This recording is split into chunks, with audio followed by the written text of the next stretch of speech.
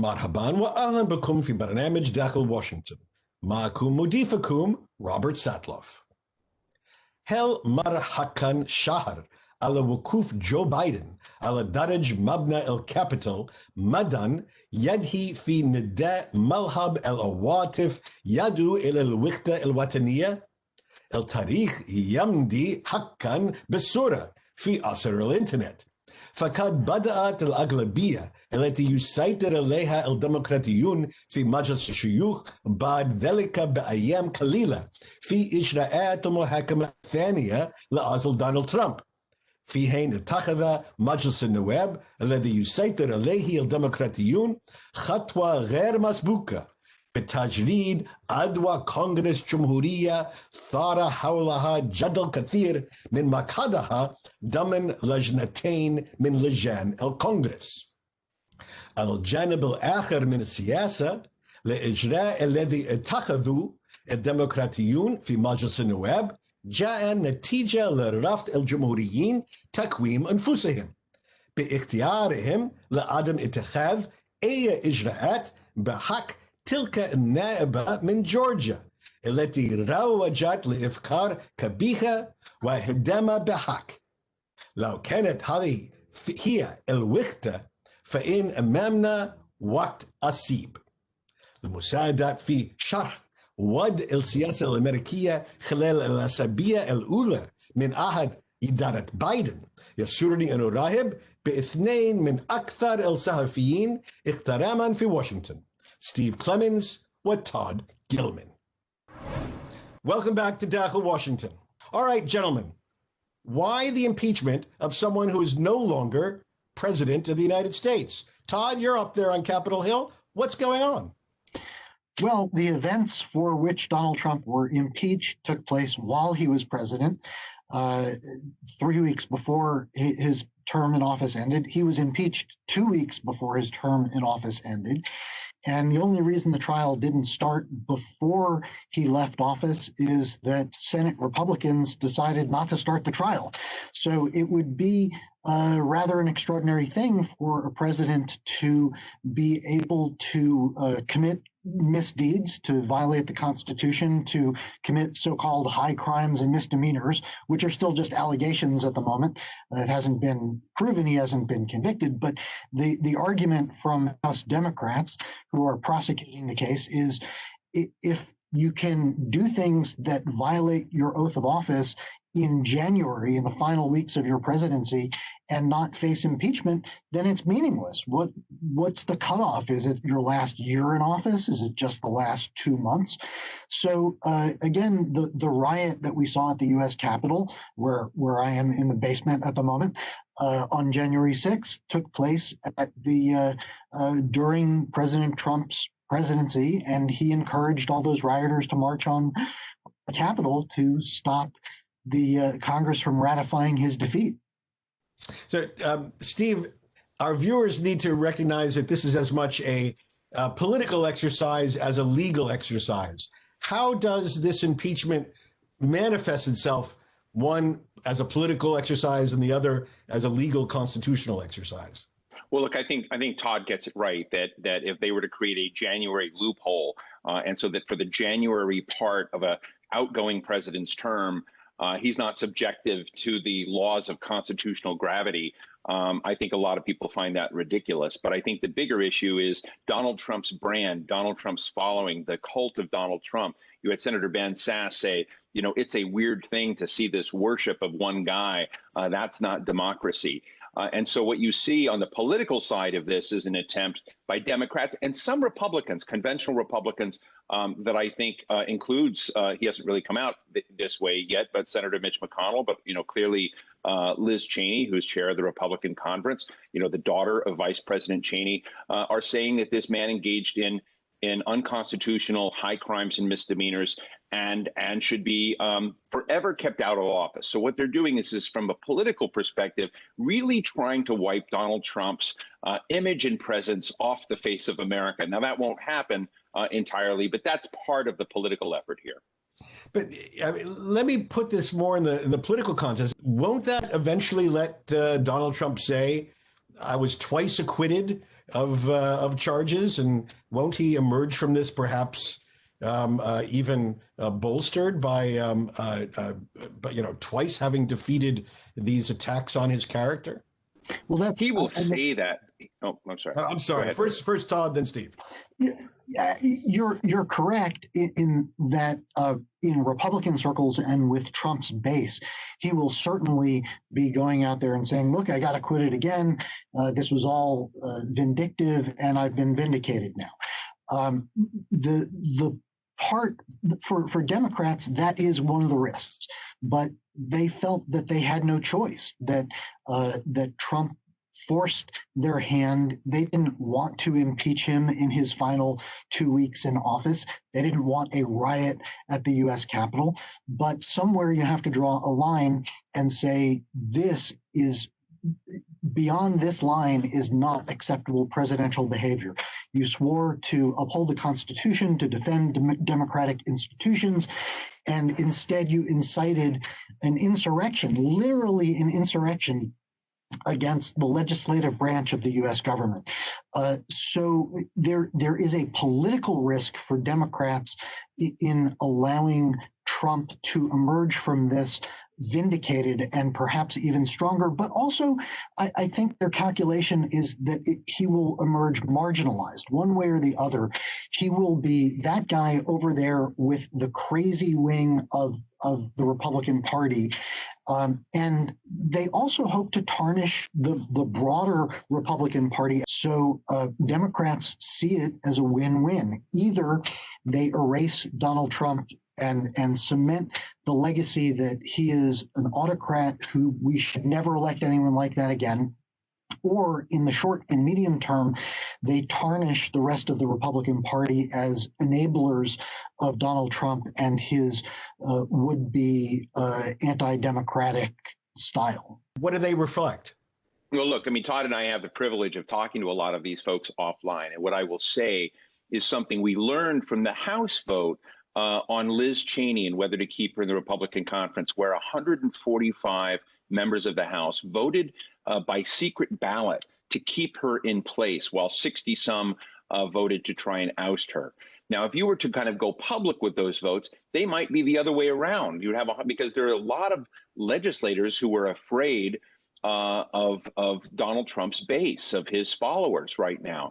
And so you go talk to a big chunk of Republican senators, most of whom are moderate, most of them are pragmatic deal makers. I talked to a lot of them. They're disgusted by what Donald Trump did. And we can quibble about the constitutionality of this, but the bottom line is they don't like Trump. They don't like what they're seeing, but they're afraid to say that in public. And I think that what we saw with Senator Bill Cassidy of Louisiana is he said the president's legal team has just done a horrible job and really botched it. And he's come in as an impartial juror in this case. And he switched his vote from one the other day. He was opposed to this process. Now he voted in favor of the constitutionality of proceeding. But you asked something more important. Is Donald Trump going to be empowered by this? I think a president, whether he's in office or out of office, who has well more than a majority of U.S. senators, Democrats and Republicans, who voted to indict him on these charges, is a very, very big black stain. And I think it does create a problem for Republicans as they move ahead. And it assures that there's going to be a civil war within the Republican Party between the populist wing and the more conventional wing. And I think that is going to be the next dimension we're going to watch, the next act, if you will, in this play. And so you mentioned a moment ago, Todd, or Steve, rather, the 145 or so who voted secretly for Liz Cheney. There was also a rather substantial vote among Republicans to protect their wacky Congresswoman Marjorie Taylor Greene. What is happening in a Republican caucus that can protect both Marjorie Taylor Greene and Liz Cheney? What are we supposed to make of that? Steve, you go first. Well, I would just simply say that it's hard for Republicans right now in office to oust Marjorie Taylor Greene because, you know, she appeals to some hybrid of the QAnon movement that has morphed into some elements of the evangelical crowd. And so when you have to have a vote in the, you know, light of day and people are counting your vote, they are not thrilled with taking that on. If they vote privately, if they could vote by secret ballot to strip Marjorie Taylor Greene of all of her roles in her seat, I'm pretty sure that might happen. So there's a question between light of day and what is done by secret ballot, and a fear that many legislators have of the power of Donald Trump's base. And can I chime in? So one particularly strange aspect of this is that Liz Cheney herself voted against the House resolution to throw out Marjorie Taylor Greene. So here you have the most institutionalist Republican saying that the wackiest Republican shouldn't be kicked out.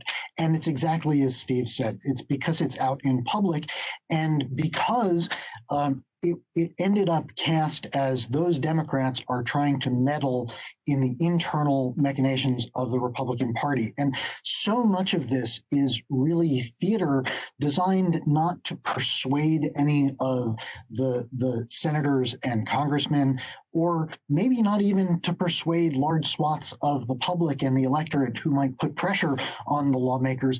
But it's designed, and I say this in both the Marjorie Taylor Greene situation and also in the impeachment trial of President Trump, it's not really designed to be persuasive. These arguments are being presented so that lawmakers have political cover to do what they feel is in their own self-interest. The argument that Steve is talking about, it would be extraordinarily dangerous, risky for senators to vote against the Trump base, to inflame the base that has supported President Trump, the subsection of which went to the Capitol on January 6th and swarmed and rioted and bashed indoors and attacked police. The political risks of doing that are so great that what they really are hoping to come out of this impeachment trial is enough good argument to give them political cover to acquit. All right, very good. Thank you. When we come back after the break, gentlemen, we're going to turn to the Democratic side of the aisle and ask Joe Biden, is he governing as a progressive or as a moderate? Is it too early to tell? We'll discuss that in just a moment. The economic disaster Joe Biden inherited was not quite the Great Depression, but almost, and the solutions he's proposing, including a whopping $1.9 trillion stimulus package, are not quite akin to what Franklin Roosevelt did to help America survive the Great Depression. In fact, they're more ambitious. To provide a little context, let's remember the following. During the Depression, the highest rate of unemployment was 24.9%, or 1 in 4 workers without a job. And the overall rate of joblessness stayed at more than 14% for an entire decade, from 1931 to 1940. During the COVID recession, unemployment hit 14.8% just in 1 month, April, and then declined to below 7% in December. As for government spending, the New Deal, all those programs Roosevelt initiated to fight the Depression, cost nearly $42 billion at the time, equivalent, by my accounts, to about $793 billion today. That's still less than half what Joe Biden has in mind for the third major stimulus package of the current crisis. Just a little perspective on economics and government then and now.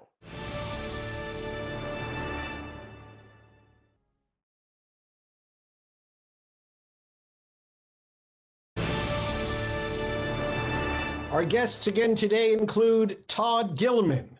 Todd has spent more than 30 years as a reporter for the Dallas Morning News, including the past decade as Washington bureau chief. Before moving to D.C., he covered East Texas, City Hall, and local politics. Todd is past president of the Regional Reporters Association and has been elected 3 times to the board of the White House Correspondents Association. Also joining us today is Steve Clemons. Steve is editor-at-large for The Hill, a newspaper focused on U.S. politics, Congress, and Capitol Hill. He's also a senior fellow and founder of the American Strategy Program at the New America Foundation, a prominent Washington think tank. Steve has served as Washington editor-at-large for The Atlantic, vice president of the Economic Strategy Institute, and executive director of the venerable Nixon Center for Peace and Freedom. All right, gentlemen, let's focus on the Democrats. Throughout the campaign, the theme was progressives versus moderates. Joe Biden has always projected an image as a moderate. In his first month of office, Steve, has he governed as a moderate, as a progressive, or some third variety?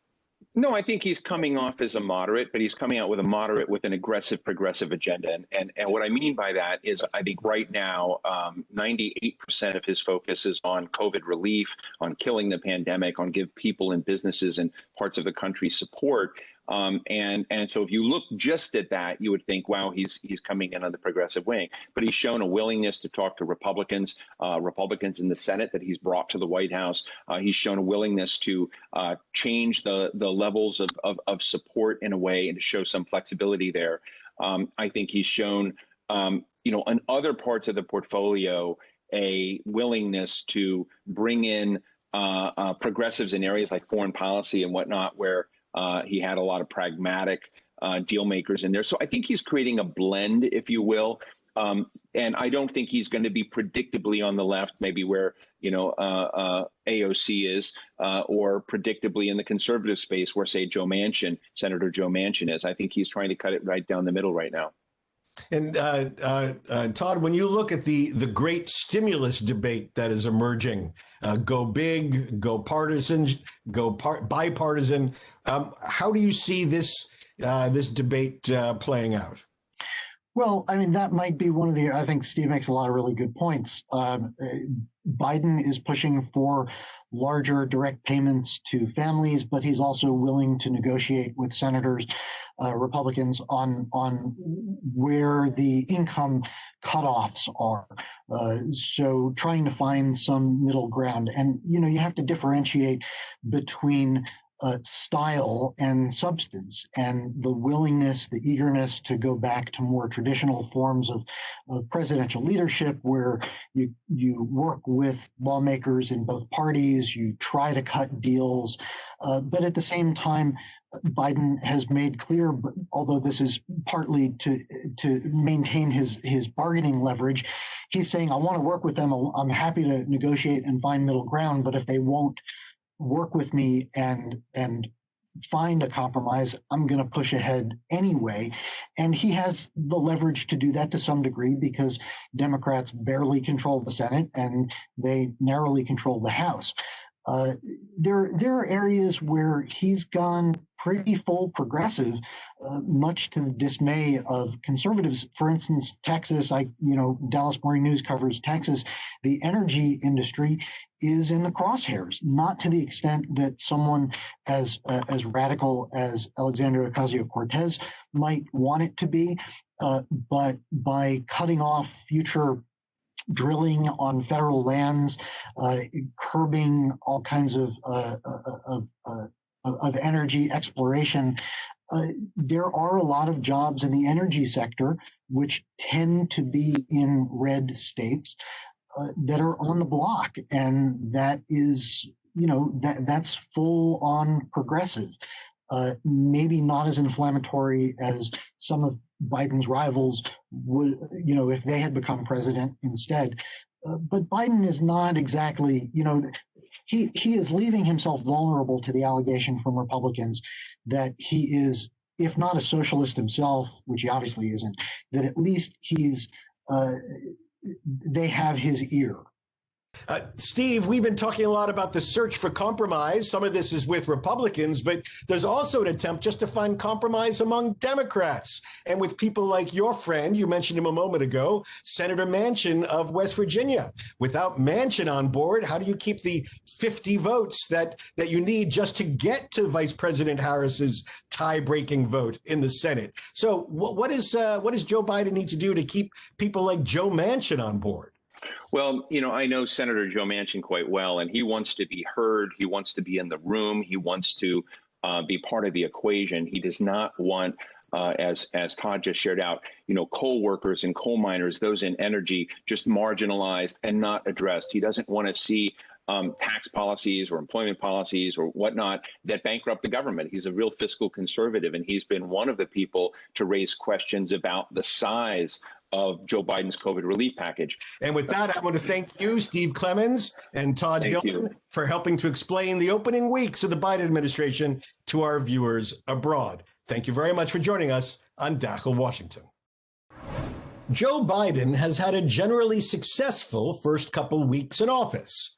Majorities of Americans say they support his cabinet nominations and his early actions on such issues as immigration, race relations, climate, and foreign relations.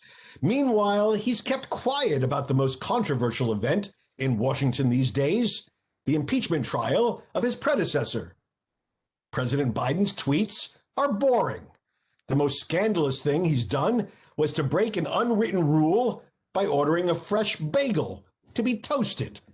It may just be a temporary phenomenon, but you can almost feel America's blood pressure coming down. Despite this calm, the president is in the midst of making one of the most dramatic decisions of his presidency.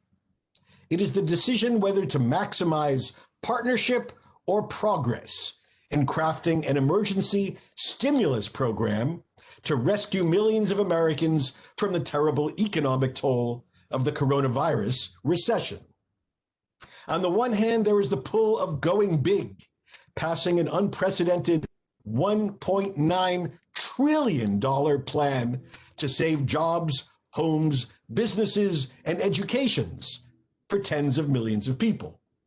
But Republicans balk at the price tag, offering up a much smaller plan as an alternative. On the other hand, there is the Tug of Unity, the theme of the president's inaugural address, a reach across the aisle to achieve a more modest agreement that a huge majority of Americans could support, perhaps dealing a knockout punch to the zero-sum politics of recent years once and for all.